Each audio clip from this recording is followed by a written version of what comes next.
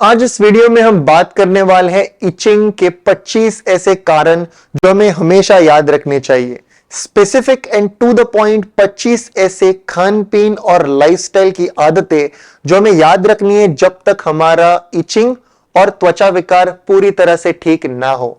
50 से भी ज्यादा देशों में आज पेशेंट्स के साथ बात होती है। अलग अलग तरह के त्वचा विकार हम डेली बेसिस पर देखते हैं। 10 साल, 15 साल, 20 साल रीअकरिंग स्किन इंफेक्शंस, बाल चले गए हैं, आईब्रोज जा रहे हैं, स्किन डिस्कलरेशन है, त्वचा से खून आता है। इतने सीवियर त्वचा विकार जहां पर खुजली को मैनेज करने के लिए कुछ दवाइयां कुछ साल तक काम करते हैं। रेजिस्टेंट होने के बाद उसका भी असर निकल जाता है। हमें याद रखना है कि एक है त्वचा विकार और एक है उसका लक्षण यानी खुजली। जब तक हम इस त्वचा विकार पर काम ना करें, खुजली कम नहीं होने वाली है। अगर हम खुजली पर काम करें तो खुजली थोड़ा समय के लिए कम हो सकता है, पर यह विकार बढ़ते ही जाने वाला है।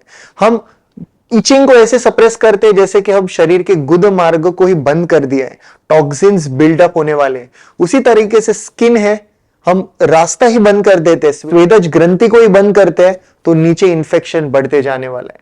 हमें याद रखना है ये 25 ऐसे टू द पॉइंट स्पेसिफिक आहार विहार के ऐसे चेंजेस जो हमें करने चाहिए जिससे जल्द से जल्द हमारा इचिंग कम हो, ताकि आयुर्वेद द्वारा लाइफ लॉन्ग के लिए जड़ जो है त्वचा विकार का उसे खत्म किया जा सकता है।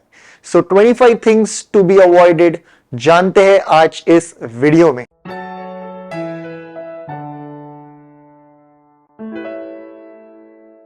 Namaste everyone, welcome to Jovi's Hospital of Ayurveda and Aesthetic Center, Mumbai.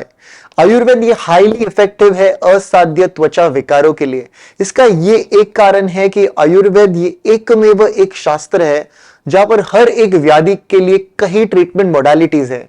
हम जनरली यही जानते हैं कि आयुर्वेद यानी दवाइयां, पर दवाइयों के बियॉन्ड है आयुर्वेद। यानी अगर सिर्फ त्वचा विकार के बारे में हम बात करें तो एकल द्रव्य या कॉम्बिनेशन जो द्रव्य के है उसके साथ साथ कई ट्रीटमेंट मोडालिटीज जैसे विद्ध कर्म, रक्तमोक्षण, अग्निकर्म, धूमपान, व्रणरोपण, व्रणधावन, वमन, विरेचन, बस्ती, नस्य, सिरावेद, श्रृंग, अलाबू, पिंड स्वेद, शिरोधारा, शिरोपिचू, कई अलग अलग प्रकार के ट्रीटमेंट मोडालिटीज है और इस हर एक ट्रीटमेंट मोडालिटी को हम इस्तेमाल करते हैं और पेशेंट्स लाइफ लॉन्ग के लिए ठीक होते हुए हम देखते हैं।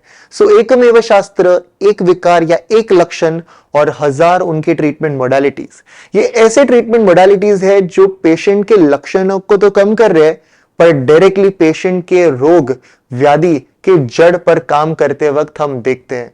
सो असाध्य विकार या ऐसे विकार जो बार बार आ रहे हैं, सालों साल तक वो बढ़ रहे हैं, फैल रहे हैं, हमें जानना चाहिए कि ट्रीटमेंट ये आयुर्वेद में कंप्लीट बताया है, पर ट्रीटमेंट के साथ 25 ऐसे चीजें जिसे हमें याद रखना है, पूरी कोशिश करना है फॉलो करने, ताकि हमारा व्याधि ये जल्द से जल्द ठीक हो जाए और रिलैप्स भी ना है, कंप्लीटली हम इससे रिकवर करें।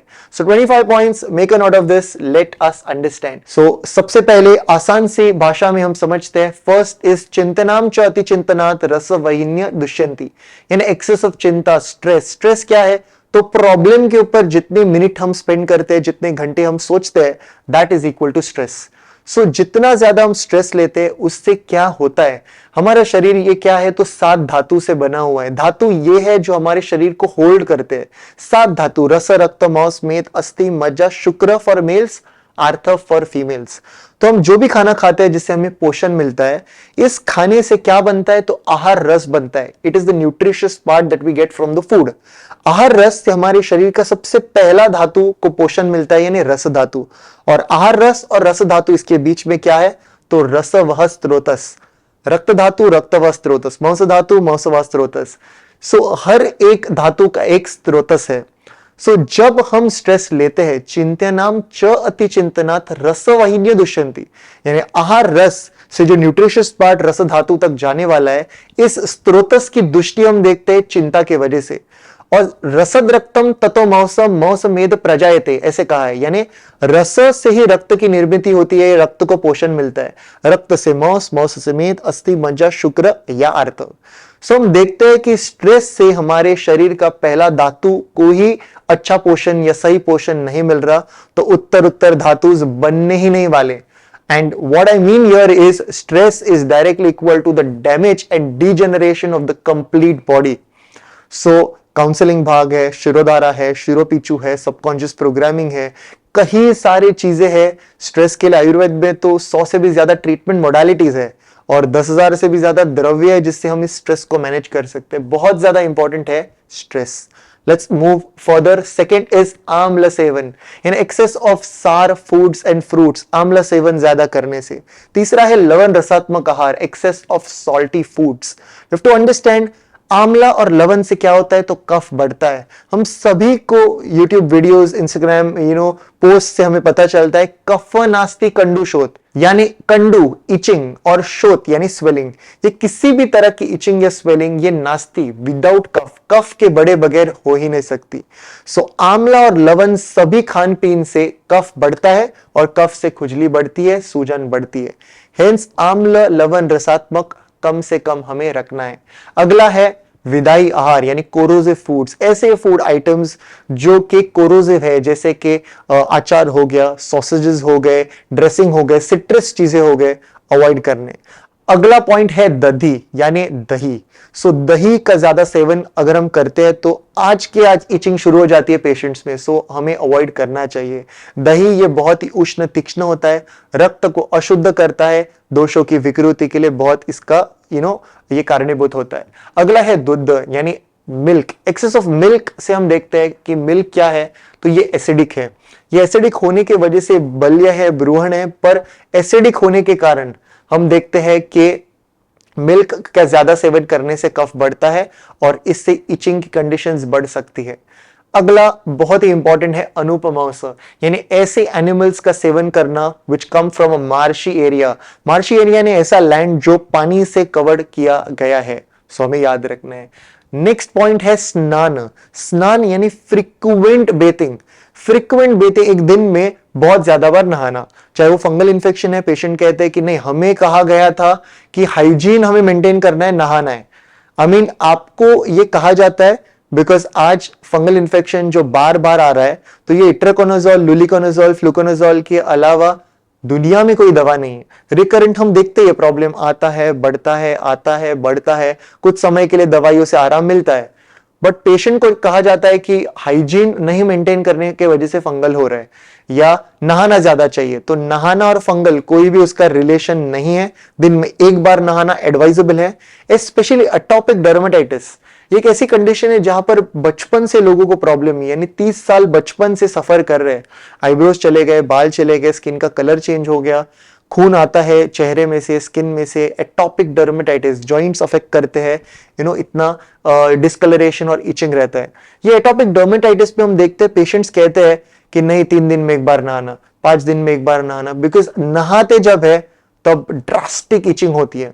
सो ये एटोपिक डर्मेटाइटिस, जैसे एलर्जिक एक्जिमा या एक्जिमा का सबसे सीवियर फॉर्म हम देखते हैं। सो ऐसे असाध्य विकार जो एटोपिक डर्मेटाइटिस, इससे ये भी पता चलता है कि एक ही बार नहाना है। तो पेशेंट्स का frequent bathing leads to itching. Next condition is अतप यानी एक्सेसिव हीट। हीट वो सन के कारण या सनलाइट के एसोसिएशन में कांटेक्ट में अगर आते हैं हम, तो इचिंग उससे बढ़ती है। अगला विषय है शीत जल यानी ठंडा पानी अगर हम पीते हैं एक ऐसे एपिसोड के बाद जहां पर हमें डर लगा है, जहां पर कोई पैनिक अटैक है, बहुत ज्यादा डर लग रहा है, स्ट्रेस है, एक अटैक हुआ है, और उसके बाद बहुत ज्यादा ठंडा पानी पीना प्रॉब्लम। ठंडा पानी तब पीना जब हम फिजिकल एक्सर्शन करते हैं, बहुत एक्सरसाइज हो गया, फिजिकल एक्सर्जन हो गया, ठंडा पानी पी लिया, नो। अगला है कि हम गर्मी के वातावरण से एक ऐसे जगह पर आए हैं जहां पर सब नॉर्मल है और आए हम ठंडा पानी पीते हैं, नो। अगला पॉइंट है विरुद्ध आहार। दो ऐसी चीजें जो एक साथ हम लेते हैं तो ये विष बनता है शरीर में और इससे दोष की विकृति होकर रोग होता है। सो दो ऐसी कौन सी चीज है, उदाहरण कि नॉनवेज खाने के बाद यानी चिकन मटन खाने के बाद दूध का सेवन, मछली खाने के बाद दूध का सेवन, हम कई बार लक्षण देखते कि डायरेक्टली वॉमिटिंग हो जाता है। सो दो ऐसी चीजें एक बार ली तो it is acting as a विश। Example very common, milkshake, दूध और फल एक साथ या 24 घंटे में अगर हम लेते हैं आम के अलावा, मैंगो के अलावा, then it is a big problem। विरुद्ध आहार इसे कहा है। So either milk in 24 hours or fruit in 24 hours। So both at a time, wish।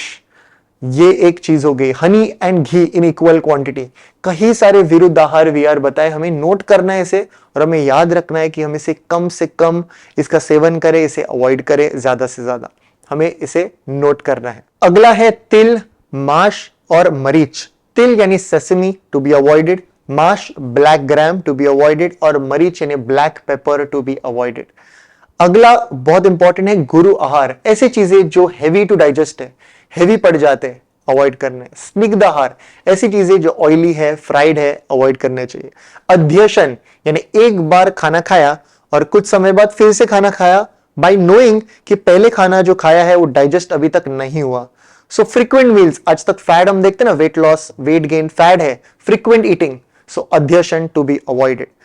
अगला है शर्दी निग्रहण, यानी वॉमिटिंग का हमें फीलिंग हो रही है और इस वॉमिटिंग की अर्ज को हम सप्रेस कर रहे हैं। एक बहुत बड़ा कारण बताए वेग धारण, यानी ऐसे नॉन सप्रेसेबल अर्जेस बताए, ऐसे अर्जेस जो हमें सप्रेस नहीं करने चाहिए, जैसे यूरिनेशन हो गया, फिसिस हो गया, ये हमें सप्रेस नहीं करना है। वॉमिटिंग है, नोजिया है, क्राइंग है, ये अवॉइड नहीं करना है, इससे दोषों की विकृति होती है।